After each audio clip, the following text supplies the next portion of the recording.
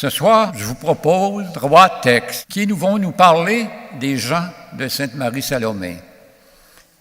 Il y en a, ça fait pas longtemps qu'ils sont décédés.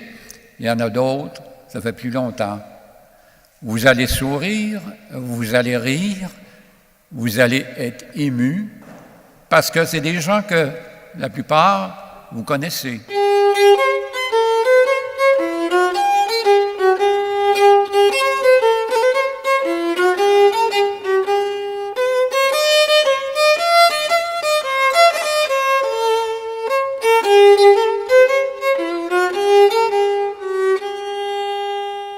Le 4e texte, c'est une adaptation que j'ai faite d'un conte de Louis Fréchet, « Les mangeurs de grenouilles », qui nous parle d'un Acadien dans ce texte-là. Mais notre soirée va être agrémentée de musique.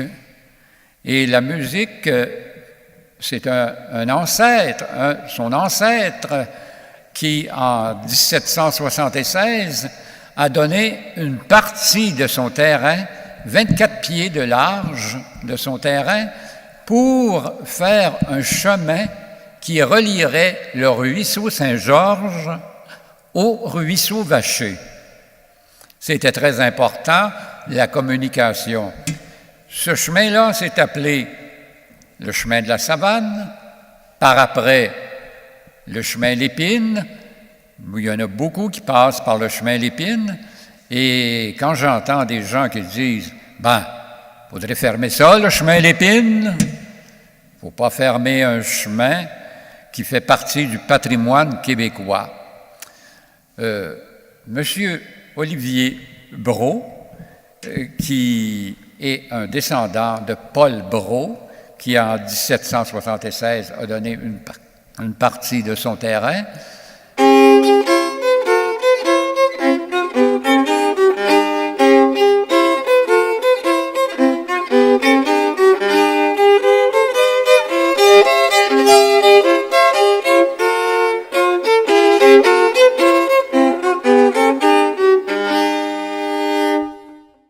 on va aller faire un petit tour dans le bas du ruisseau Vacher avec Pierre Michel, Charlotte et Paul Léveillé.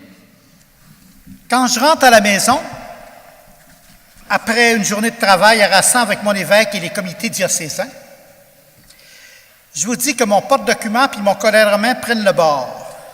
Puis la seule préoccupation qui est importante pour moi, c'est d'aller respirer une bonne bolée d'air frais.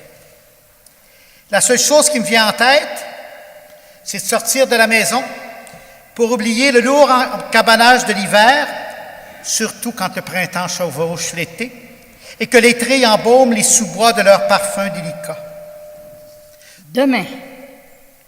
Demain, avant que la lumière de l'aube inonde la terre, tu prendras la gibetière, la grande gibetière brodée de piquants de porc-épic, celle que ton père, ours noir, portait le jour où les Iroquois l'ont torturé sur les berges du lac Saint-Pierre, alors que nous revenions de Trois-Rivières.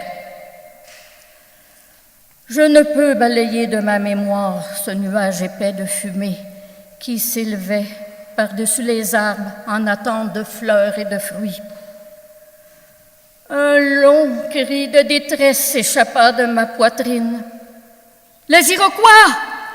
Les Iroquois! » À grands coups de pagaie, Ours Noir accéléra la cadence. Seules les rames qui fondaient les eaux brisaient le silence glacé. Les prières ardentes des femmes se mêlaient aux pleurs des enfants. Mais pourquoi porter la grande gibecière bordée de piquants de porc-épic? Parce qu'elle est imprégnée de la force et du courage de ton père, Ours Noir. Hier soir, les vaches broutaient l'herbe oubliée de l'été dans les côtes du ruisseau du Nord. Comme si de rien n'était, Albert a fini de labourer les champs réservés à la culture des petits légumes. Depuis la mort de Papa, il fait tout comme si de rien n'était. Comme si tout avait été programmé longtemps d'avance. Monsieur le curé avait bien raison un matin de dire qu'il fallait prier pour le monde des vieux pays, parce qu'une autre guerre risquait d'éclater à tout moment. Je me rappelle, en 1914, j'avais 17 ans, maman nous faisait dire une dizaine de chapelets de plus pour les pauvres soldats qui mouraient au combat dans des champs de bouettes. Henri, assis dans sa chaise berçante, fume sa pipe, le regard perdu dans les volutes de fumée. À quoi songe-t-il dans cette lassitude du jour qui l'accable? Cette petite pluie froide. Avant que le gel prenne pour de bon, tu auras bien le temps de finir tes ouvrages dehors. Pour ce qui est des autres, tu les finiras dans les bâtiments. Rappelle-toi, en 29, quand Jérôme est venu au monde, on avait déménagé dans la grande maison parce que septembre avait été trop froid. Bien, cette année-là, la terre avait barré juste après la Toussaint. N'oublie pas que la Toussaint met la neige en chemin. Plusieurs jours plus tard, on découvrit le cadavre de l'Acadien qui flottait parmi les joncs. Tel fut le récit de Napoléon Fricot, puis si on ne croit pas au fifolet après ça, que voulez-vous que je vous dise de plus?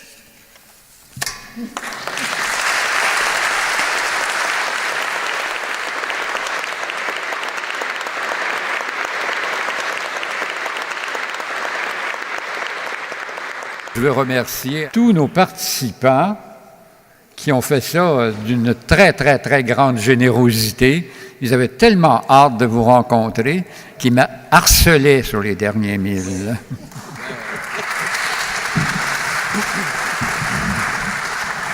Donc, moi aussi, je veux remercier nos comédiens qui reviennent année après année, les amis de René.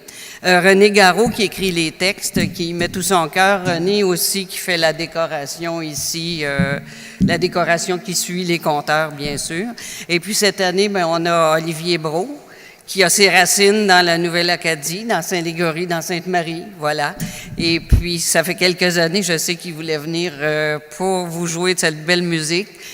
C'est de la musique que nos ancêtres, en arrivant, puis un petit peu plus longtemps, c'est ce genre de musique-là qu'ils écoutaient aussi. Puis la petite pièce que je lui avais demandé. Merci beaucoup, Olivier. Et puis merci à vous d'être venus, Madame Véronique Venn et la paroisse de Sainte-Marie de la Fabrique, de nous accueillir. Là. Madame, la municipalité vous offrait l'eau.